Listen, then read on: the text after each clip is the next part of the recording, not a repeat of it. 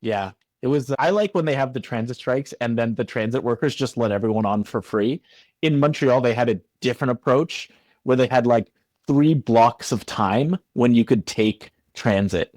So like 6:30 to 9:30 in the morning, something like 4 p.m. to 6 p.m. and then like 10 p.m. to like midnight. So it was chaotic, but like it was also, I think, pretty effective because it makes you realize how much you use transit and how useful it is. Yeah, and then there are some places where they're just like, get on for free, we don't care. So they're basically like sticking it to the executive by giving it away. Yeah, I like that. I like that method too. Yeah. Obviously, I like it since I use transit. Yeah, yeah, it's great. Anyways, I started Craig. So I guess the meeting has started. Welcome to our weekly All Hands for November 12th, 2025. I did take a quick attendance already. Winverse is not going to be joining us for the next 2 weeks. Actually, he's going to be at DevConnect Connect in Argentina, which is pretty cool. But I am going to do a Craig recording, and Drost told me that he'd be able to process the Craig reporting and put it up on YouTube for us. So we will continue to have our meetings on YouTube with a little bit of a shift. And of course, that is one of the powers of having a nice community around that we can tap into. Anyways, this is our weekly all team tactical. We're going to use this time to sync up on the work going on around our org, eliminate blockers, and prioritize work for the next week. In case you forgot what we do, we're here to help purpose-driven communities use Web3 tooling to generate revenue and engagement. And so I think like our lag metrics and lead metrics, we'll talk about this a little bit later, but I think like it's time for a refresh of our community call, our all hands, whatever you want to call it, our weekly call, and in a way that we can potentially get more people in. We shall see. But for now, we have some lag metrics and some lead metrics. Our lag metrics, we have 55 transaction volume. That's down 20 from the last week. And our lead metrics, 3 weekly transacting users, 2 new users, and 11 communities deployed. One of the things I should mention, oh, yeah, you're right. I am not screen sharing. Thanks for that call out. Here we go. Yeah, so one of the reasons I think we need a refresh is all of these metrics that we're looking at right at the beginning of our community call. So the most important thing that we're looking at, they're all for BCard, which we let's say like we've deprioritized in terms of what we're doing for BCard right now because we can't get the value that we need with BCard by itself. So we need to create additional value around it, but these lag metrics and lead metrics aren't really showing what we're trying to do right now. And so we definitely need a refresh. And again, we'll talk about it in the discussion. So I'll leave it there for now. But yeah, on the team-wide announcement side, don't forget to use the what did you ship when you do something for the team. We have some standard bounties here, card designs, articles, emails, and for people to call nonprofits as well. I know, Phil, that we said we were going to talk about what we could get you working on. I will, you know what? I'll leave it to the discussion and then we can talk about it. On a milestone perspective, we have 10 weekly transacting users. On the support side, Shelby had been working on the transaction bug and the snapshot bug, but I hadn't heard from her for a few weeks. So I'm not really sure if she's continuing to work on this. Also, updates to the transaction list in general would be helpful. These are one of the things I mentioned to you, Phil, that we could potentially use. But again, like BCard is something that we're deprioritizing work on for right now as we build some other things around it with the hope that we can get back to it in the future. But yeah, something to note. Also, we have some. Oh, sorry. Go ahead. I saw you unmuted. No, I was just gonna say, yeah, sure. I'm happy to look at this later on. So I'll let you continue. Thanks.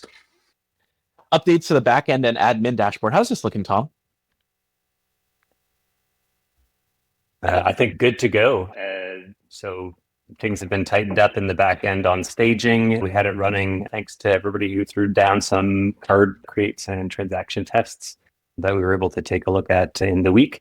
I'm pretty happy with the deployment on staging, and unless anybody sees any major issues down the pipeline, I'd like to take it to production this week as well on the backend server, the backend API side anyway. And the admin server did a little update this week to secure down our production data. So just a second tier of authentications required if we're going to be peeking into any live transaction or card data. So hopefully that's ready now, and that should be peeking on both staging and production data. And yeah, lots of more stuff that I wish were fixed and awesome, but at the minimal level of improvement, I'm very happy with the sort of the performance improvements that we've been put in place. And the biggest thing for me was during my transaction testing on staging, I was able to crash the server by throwing a bunch of transactions at it, which I am now no longer able to do. So that makes me happy. All right, nice. Thanks for that update, Tom. Appreciate it. Yeah, so I haven't looked at the production data yet, but I guess I should look at the production data and see if the metrics match the other metrics. Like I'll, the old dashboard.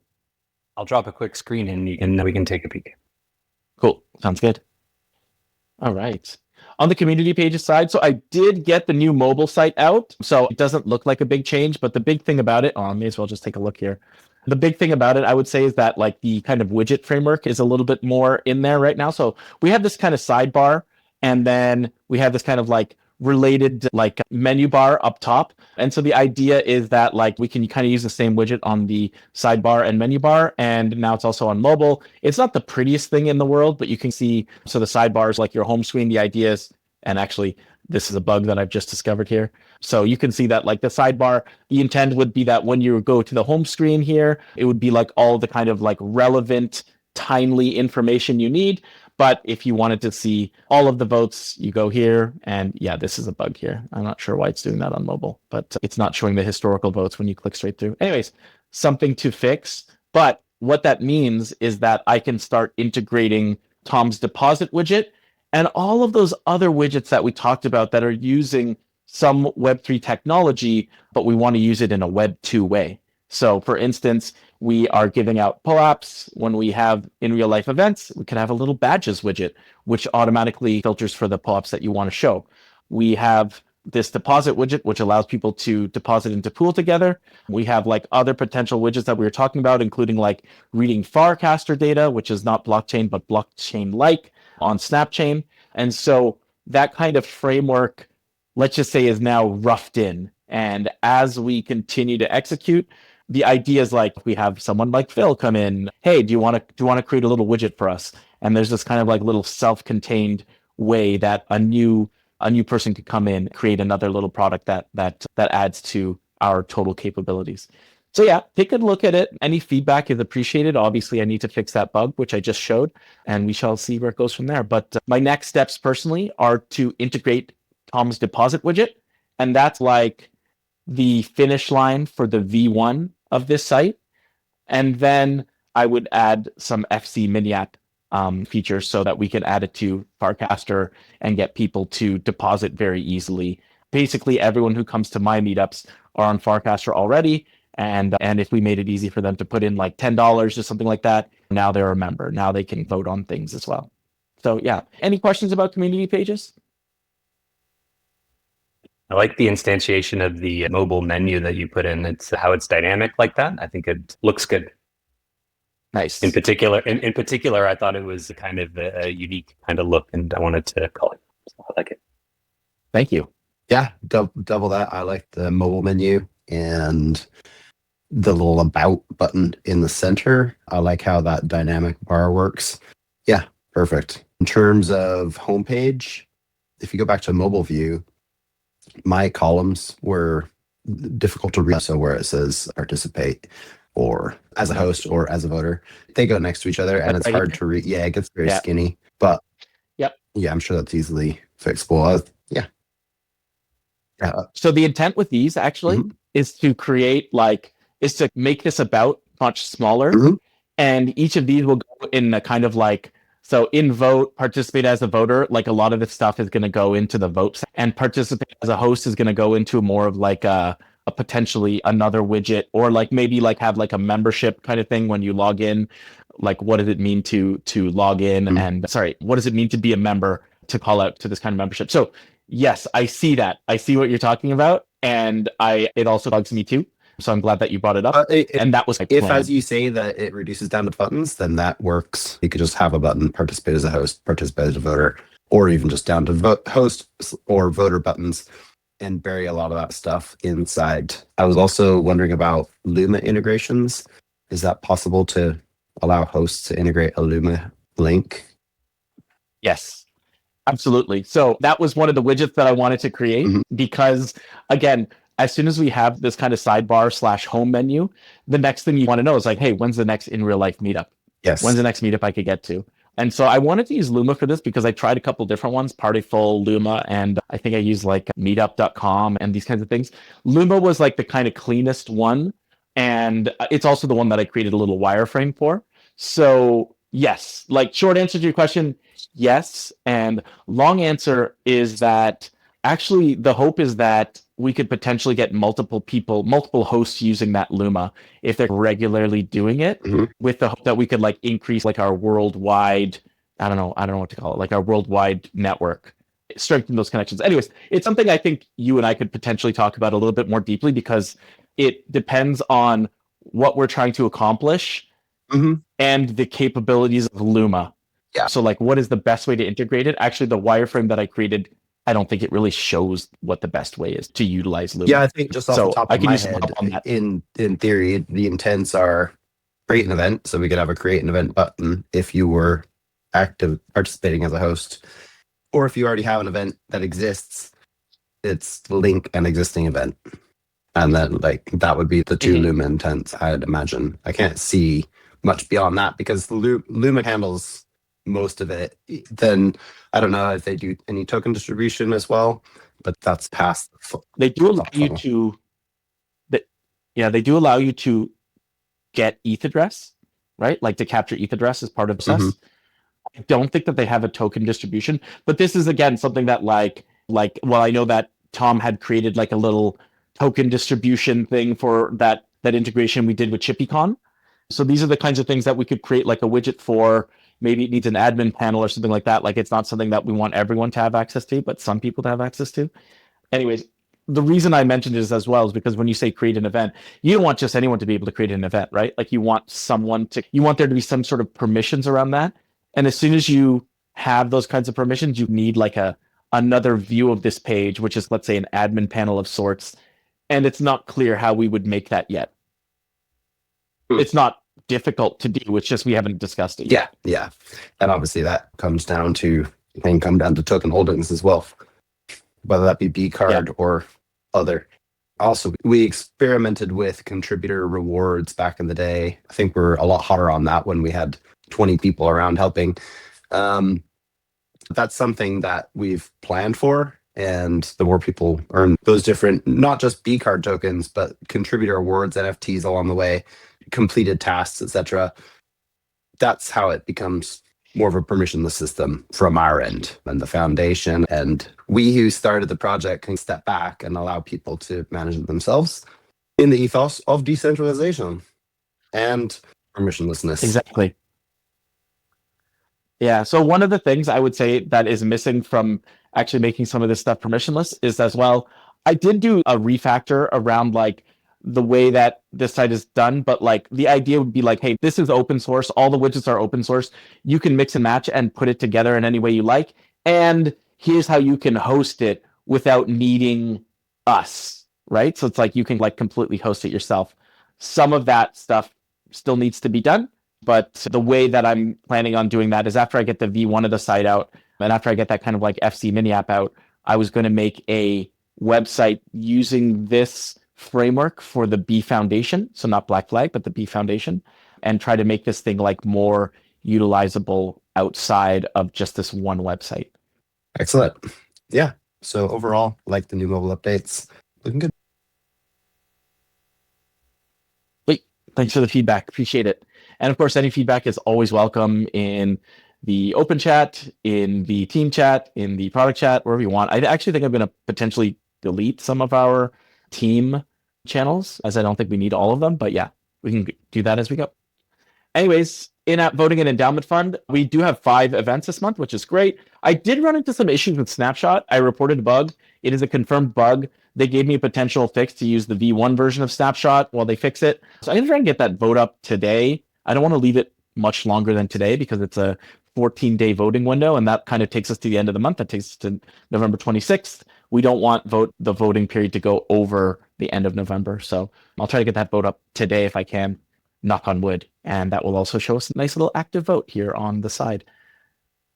All right. And working on our own community. Well, we have a blog post on our system that our Christy said that you can work on. How's this going, Richard? Sorry, I lost my Discord, so I haven't made much progress on that one. Oh, where'd it go? There you go. All right. Thanks a lot. go into the task perspective, there's not much on this Asana board that is new, but we may as well take a look anyways. So generate a statement for 2025 defaults to 2024. This is a bug that we have open, automating monthly statements. These are monthly statements that are automatically sent off to users. These are two things that are in the inbox to do. By the way, Phil, if any of these seems interesting to you, just let me know.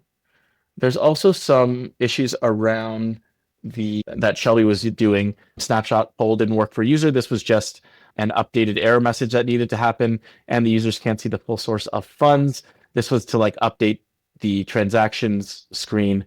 So this is something that is also open to do. On the community pages, milestone 1, we have the community pages mobile ready. Boom, that is completed. Last thing on community pages, milestone 1 is the endowment fund deposit and withdrawal budget. Hopefully I'll get that in before this meeting next week, and we can go from there. I'm also going to just type in the bug here. Bug, vote, let's say, vote on the home/vote page doesn't seem to refresh on mobile. Probably some sort of caching issue or some sort of race condition. I'm just putting that there so I remember. All right. The admin dashboard refactor. We already talked about this, Tom, but is there anything else that you wanted to note on here? But yeah, hopefully just with no objections, the push production will go smoothly and the backends will start using the new code. Cool. All right. Inactivity fee features. So saw that you made some email copy, and I saw that you made a Mailjet template for this. Made a Mailjet template. So next steps on this are really to just hook that into our well, we don't actually have an automation flow for this, but Right. yeah, so what we need to do is create an automation for this. Mhm. Yeah, something Let's that see. starts at date of account creation, send in 10.5 months, 10 months, or even 11 months. Okay. All right. And so is this something that, I guess it's either me, Tom, or Phil, who are developers who might want to take this on? Is this something that anyone's interested in? I can certainly look at it for sure. I think I'd have to put some thought into the mechanics behind it, but maybe we can jam it out in the product meet.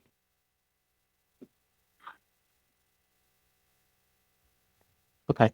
So I don't think NF Thinker is actually at that product meet, but is it possible for you two to work together to figure it out? Oh yeah, for sure. I think for me, I just meant the mechanics behind the automation. Okay. Oh, so you wanted to talk to me about the mechanics behind it because it's a technical conversation? Well, I was just thinking I didn't have in my mind yet a exact way to handle that, but I'll put some thought into it. Okay, yeah, we could discuss it too. On Friday, if you wanted, we could talk through the product meet. Because there's also these other automated, we also wanted to automate the monthly emails too, right? So maybe we could just have an automation discussion. Yeah, I think that's definitely on our pipeline. I know that right now we're just monitoring incoming and acting on them is the only sort of automation that we had thus far. So something that would be a bit more periodic or didn't require an incoming transaction to trigger an action would be probably something that would be a daily cron or something. Yeah, exactly. It doesn't even need to be daily, but yes, I do think it's a cron, right? But it could just be a monthly cron, on the. Yeah, anyways, we could talk about it at the product meet. But yeah, I think it's almost exactly that. Probably first steps would be me getting a manual build in place for an API. So that could be something we could test on the manual and then just automate it. Should be not too challenging to get in place once we get the logic correct. Yeah, let's discuss at the product meet because I think I'm already wanting to dig down on some of the things you said in that one sentence. So let's talk about it on Friday if you're available. Pretty quick. Yeah. Okay, cool. So we'll discuss that. And so we have these two bugs from Shelby, which I'll poke her about. Black Flag Endowment Fund. There are a couple things that I wanted to do here, but I haven't had a chance to do, so I'll leave it here for now. Submitted our 2025 taxes. How's this going, Christy? Sorry, I have to tab over to the. So I haven't done much on that, but I was looking at the new dashboard stuff, pulling the extracts. I guess there's no change there, but All right. Thanks. I guess getting familiar with the change in the tools. Okay. All right. And now that we're on the task list, let's get you a task now, Phil. Now that you have some access, what would you like to do? Are any of the things that we talked about interesting? Well, I think first thing I want to do is just get it running and get things going on my side. I think the first bug that's in the inbox up there is probably super simple to tackle as a first one, the one with the 2024, 2025 default. Yeah. I think that's probably feasible as a first easy one. All right. Famous last words. But yeah, and I guess that would happen in the BCard admin dev, right? In the repo? It's in the admin portion? No, it's actually in the BCard. Let's see if it opens it up here. I don't think I'm signed in here, but it's actually, I'm going to send you a link to this in the chat, but it's actually in the BCard app. So you do have read access to the BCard app. Do you know how to do like a fork and a pull request? Yes. Okay, perfect. So you can pull down the code, get it running. You'll need probably some of the credentials in the Vault Warden that I sent you an invite to. And if you get it running, then you'll be able to start seeing some transactions. You can probably solve it through there. If you have any issues or you get blocked at any time, just post in either the team chat or the product team chat, and either myself or Tom can unblock you. Great. Yep, I was going to say, just as a little follow up on that, thanks very much, Phil, for taking a peek at that. The app client does call out to the API server to get those statements generated, but I think that the bug that we're seeing is largely, as Lynx was saying, client based for the UI. Yeah. Okay. Great. Yeah, I'll start setting that up, and I'll probably have a ton of questions, so I'll hit you guys up in the team chat. Yeah, I apologize in advance for any crappy code. It's on me. Same here. Whenever I look back at my old work, right, I always think about like, who hacked that in? What if I made it? And then you look at the blame logs and that was me. Yeah, same here. I share your pain. Yeah, it's my mind thought process is always, let's get it working, and then once it's working, I'm neglecting going back and make it working really great. So that's wishful thinking to happen in the future. Git blame always blames me. I don't know why, but it's always me. Yeah, so Tom and I were both learning Next.js when we made the BCard app. Let's just put it. I'll leave that with you. But yeah, that's where we were at with that. All right, great. So thanks for taking on that task. And what did we ship last week? All right, let's take a look here. My favorite part of the meeting. All right, NF Thinker created a Mailjet template for the inactivity fees. That's good for 250 BCard. I prepped and held this week's all hands. That's good for 2K BCard. I did a support investigation for a user who was having issues with PayPal. That's a 2K BCard. Tom did an API server push for RC updates to staging. That's 2K BCard. Oop, not at K, 2K. Tom also did some admin server updates to production data and to handle DB connections. That's 1.5K BCard. Assisted with the support investigation. That's 250 BCard. Richard entered contribution rewards for week 45 into splits. That is 250 BCard. I poked event hosts and tested Tom's update. That's 500 BCard. I reviewed and sent contributor rewards. That's 250 BCard. I held the ops meet, which is 750 BCard. I chatted with 2 potential contributors. That is 1K BCard. Ops meet and bug validation testing. That was for a 750 BCard. Winverse shared this week's all hands. That's 1K BCard. I added mobile nav bar and rejig the sidebar and added agents MD and fixed a bunch of bugs for 2K BCard. Oh yeah, so there's an agents MD now. Actually, I should have mentioned this before. There's an agents MD, Tom, which I'm just trying to learn how to use Gemini CLI. So there's an agents MD, actually made things run a lot smoother. But yeah, just FYI in case you're wanting to try. I'm using, I think Copilot also uses agents.md if I'm not mistaken. But yeah. Yeah, I think there's a few different ones that they have in there, like Copilot dash instructions or something that gets proliferated for all agents. But yeah. Cool. Tom added prod auth security for live access. That's for 2K BCard. I finished the mobile site, deployed it, and a bunch of other small chores for 3K BCard. And I also held the product meet for 500 BCard. All right. Anything else that we worked on that we want to put in here?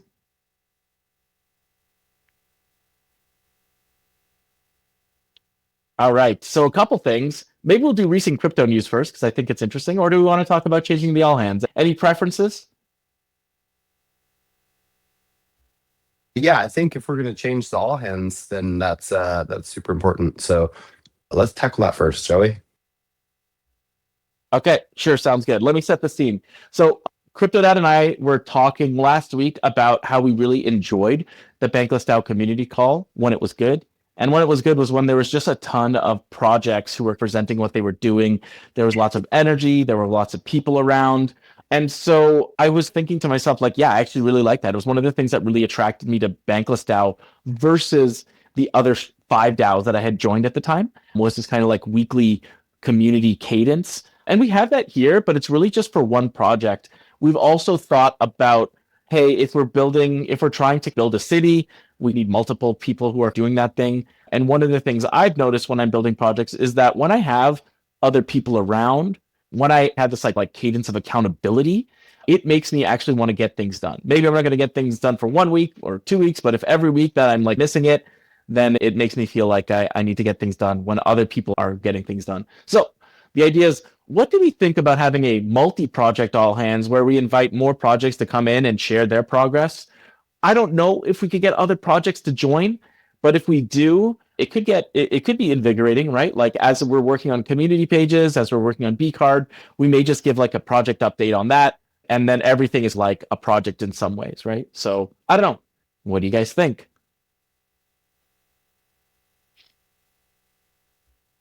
I think it'd be a good idea to hear from any potential communities that want to give a little update or pitch in the meet. Help us know. I know we often make a lot of assumptions about what communities are wanting and what communities are thinking, but hearing it directly from them would definitely add some.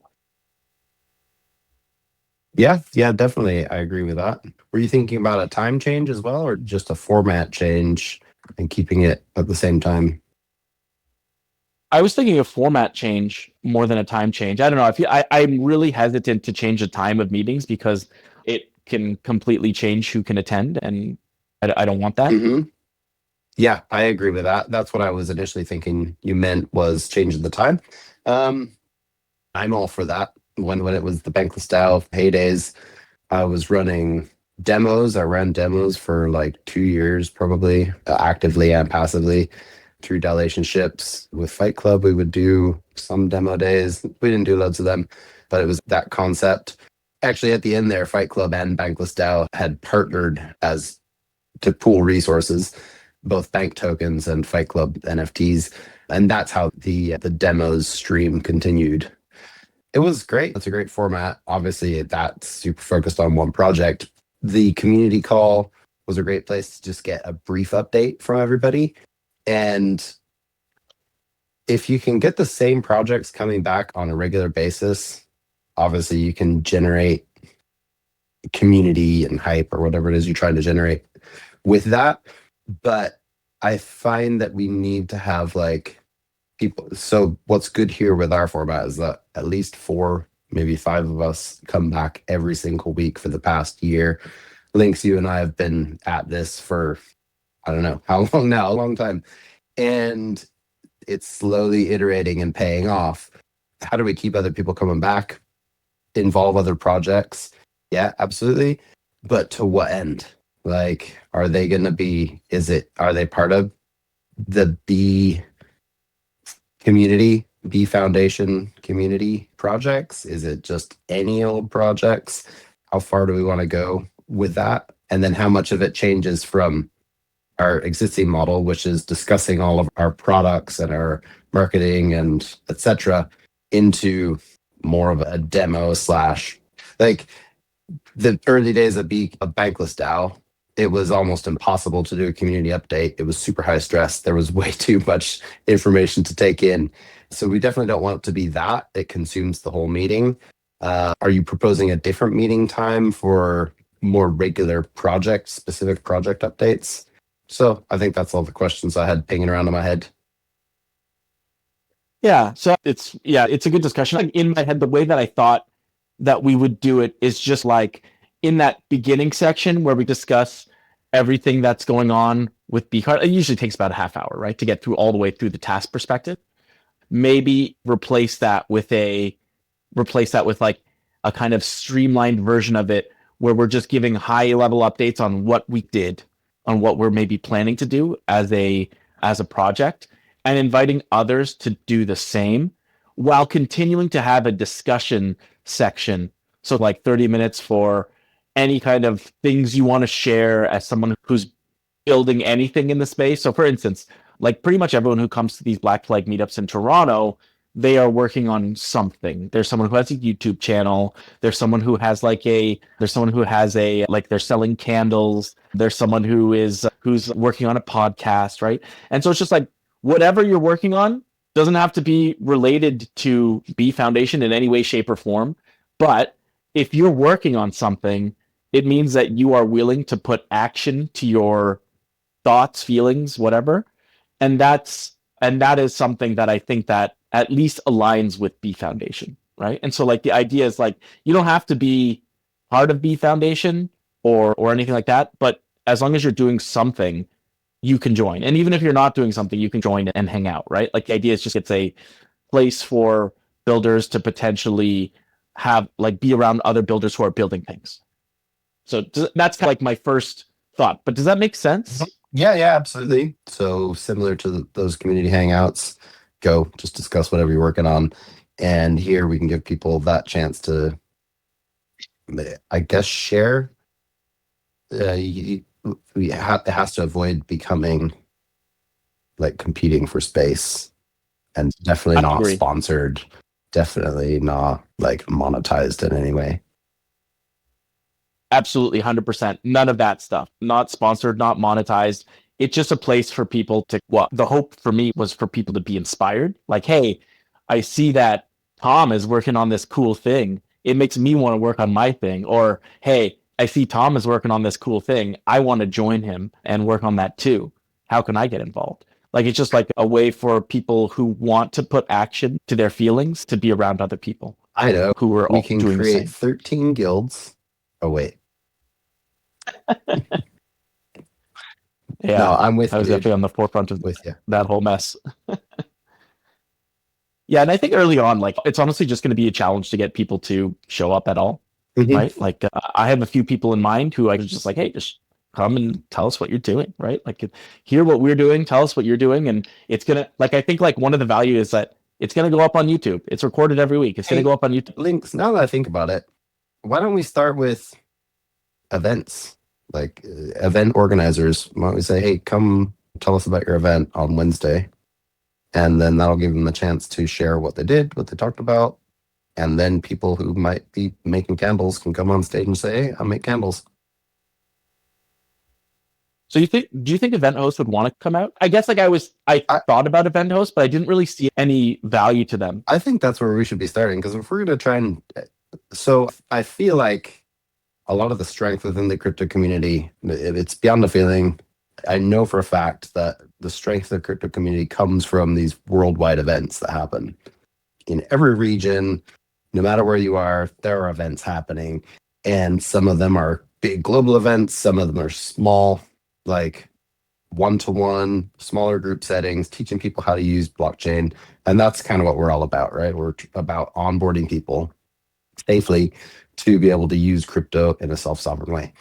So let's lean into that. And we're already leaning into it by offering people a portion of the yield, but let's grow that pool. Let's fill the endowment fund. I think obviously that was your intention anyway, but now that we're here, why don't we just channel that energy into events? And that's how we bring more communities on board, maybe.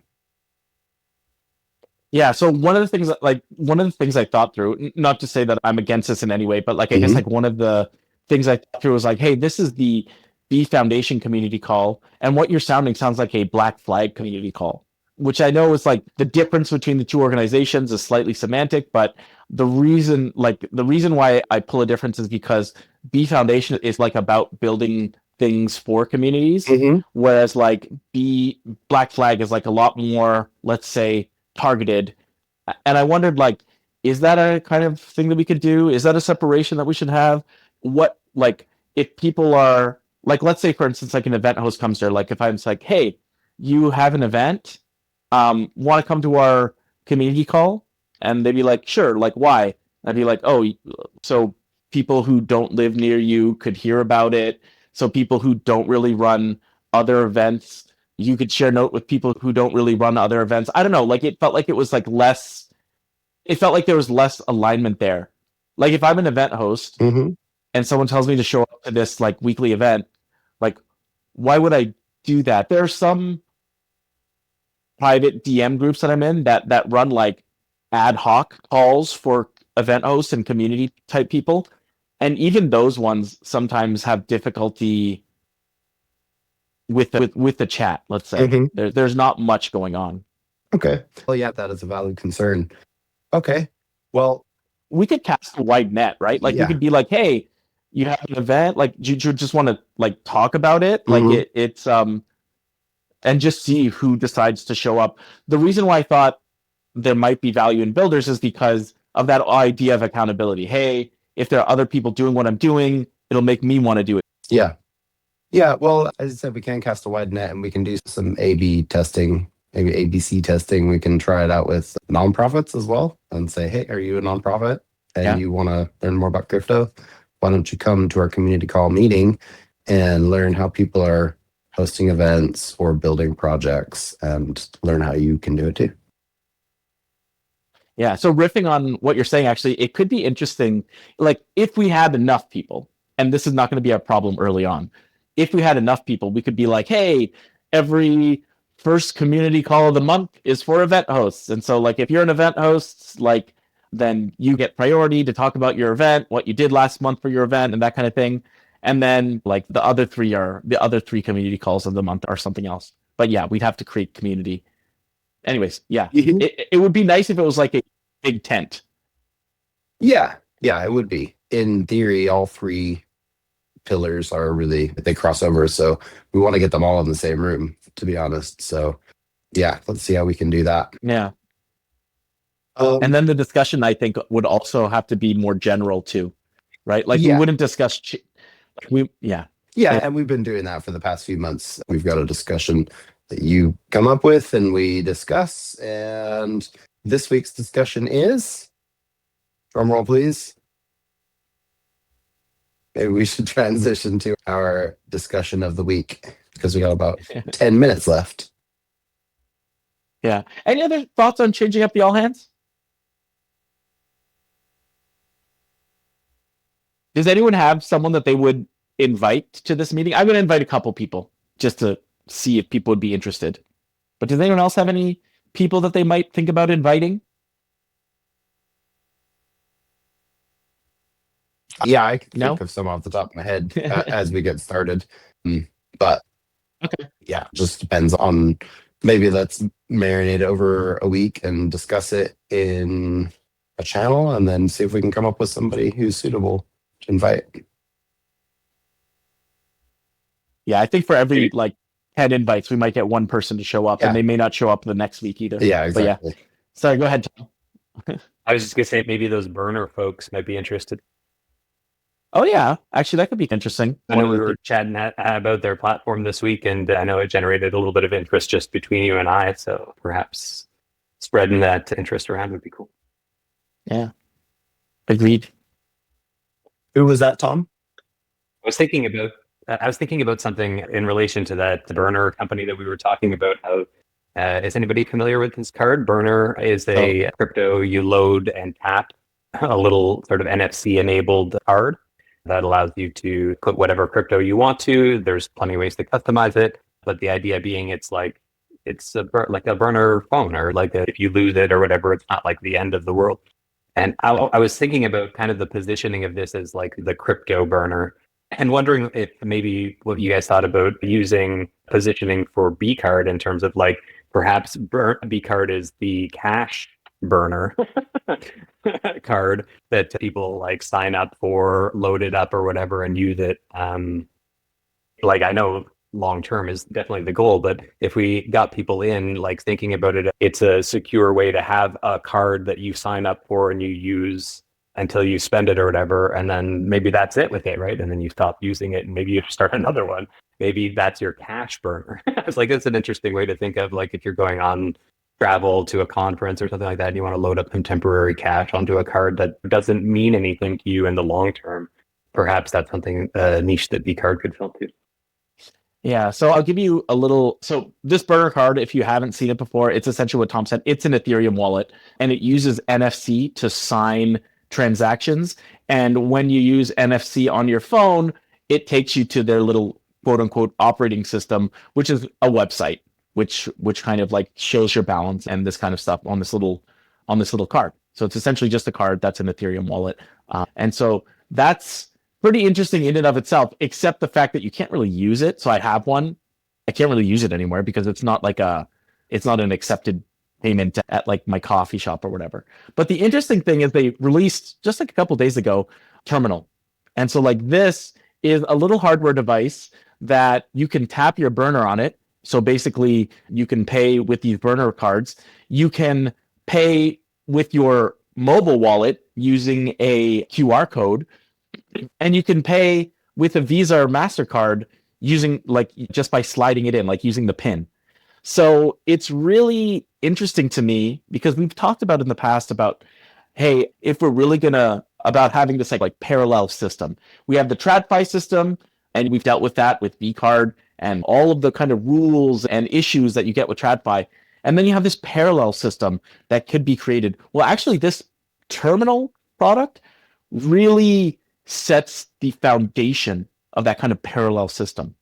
And so Tom and I were really discussing it because it's a very interesting product and it's something that's pretty, I think, aligned with BCard. But yeah, they just released, the terminal is supposed to come out next year. We shall see, but that's the intent behind it. Yeah, the terminal is great. I think I was thinking of other projects. I think this is a piece of I think community donations that could be really interesting when you're having events, right? So you set up a few of these terminals in the room or at the event, and people can donate to the community really easily by setting up the terminal with, say, $1, $2, 10, 100, whatever, and people tap it, and then you can collect funds, and then you can fund more events or fund whatever your community needs money for to run. Yeah, that's great. The great thing. I've been looking at these in Canada and the US, and I think Monex has one, a kind of donation terminal. And I saw one out of the UK too, which is, I forget the name, but it's very colorful. And then you can set it up with a fixed price and people just tap a card against it and you can generate donations. I see these like at like places nearby my house for where they have like 3 separate chips, and it's $1, $5, $10, and so you just tap your debit card. Yeah, and so exactly. it's really interesting. Nice. Yeah, but I think this one is more like crypto centric, so I guess the transaction doesn't even hit. Well, maybe it does hit Visa or MasterCard or those back systems, but if you hit a burner card on the burner terminal, it probably bypasses the whole thing and just hits the wallet directly, or does a crypto transaction instead, which is a lot more cost effective than going to TradFi to come back to crypto, right? Yeah, exactly. You have to pay like 2 rips when you go from crypto to TradFi back to crypto, right? So the interest loyalty is another thing. I guess like one of the things that I thought was interesting about this is like with the terminal and the cards, and the interesting thing about the cards as well is that they do low minimum order quantity cards. So you can get like custom cards. So we could get like a Black Flag card or something. Like here's some custom cards that they have right here, for instance. Like they just have some, and you can order them. They say they have low minimum order quantities. But if you thought about this, like if you're thinking about it as a parallel system, one of the things you need to be able to do is have your own self-contained network that is possible to create. So for instance, a loyalty program for like a coffee shop. If I had a bunch of burner cards that are branded for my coffee shop, and I had a burner terminal that was there, you now have a potential loyalty program where, hey, you use this card, and like, hey, you want to join our loyalty program? You get this card. Whenever you buy something, we send you like essentially like crypto, whatever. It doesn't even have to be stable coins, but it could be stable coins, right? But like it could just be your own crypto, and we use it to pay for your coffee after you buy 10 get 1 free, right? It could be something like that. So like the nice thing about that is you could set that up in your own coffee shop without having to go outside anywhere, right? Like there's no other system that you need to set up. You don't need Visa, you don't need MasterCard, you just have your own system, which means your own network. But then when you have a bunch of those networks interoperating, then you start to get like these kind of network effects that start to get bigger. And so I really like this is in some ways I would say it's like a bottom up technology. And I think bottom up is the name of the game. So yeah, that's what really got me excited about it too. Fantastic. Yeah. Let's invite them on and have a good discussion around what they're building. And He is getting connected with them, which it has been difficult for me so far. I poked a bunch of them on LinkedIn. Maybe I should be poking them on X. okay. Something about it, like a branded BCard card like this that allows you to spend cash or whatever is like a super neat idea. And maybe there's a partnership there to be discussed in the future. Yeah, I wonder if they've looked I put into my card issuance. sales channel. Sorry, I just stepped on you. What was that, Links? I said I put a request into their sales funnel. Oh, okay. Yeah, I just did as well. I just requested some more information on the terminal. So Yeah. If you go here, you can like go select an option. I'm interested in selling. I'm wallets. I'm interested in buying. Yeah. Anyways, kind of interesting. okay, so what's your crypto news this week? You have 1 minute. Go. Yeah, so my crypto news one was Ark's releases terminal to go with burner card, and they just raised $6.1 million too. So that means that they're going to be pushing on this.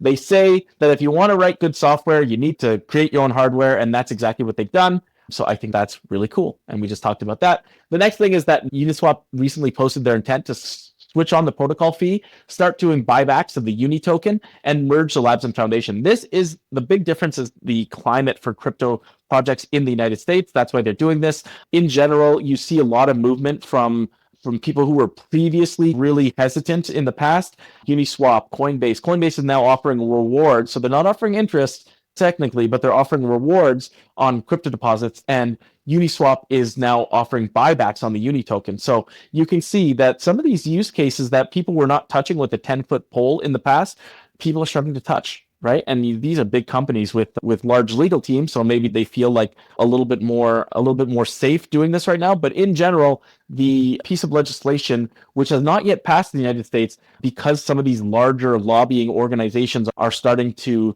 move on this, it feels like they have some assurances that the stablecoin legislation is going to pass. Yeah, exciting times. I mean, Coinbase, they're doing this whole ICO route, and Uniswap turning on fees it's going to be huge. There was a lot of speculation around it. And just after the airdrop, token got up to what, like 40 something dollars per token. And now it had a small boost from the news, but I don't think the token's really going to accumulate in value until people start to see how much money is being generated through DEXs.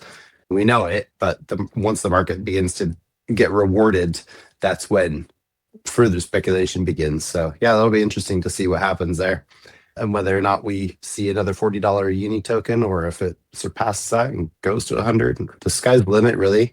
This is the new rails of finance. Yeah. I didn't ape in, let's say. I missed the news and got in late, but now Uni's down at 8.20, and at its high in the last week, it was up at almost $10.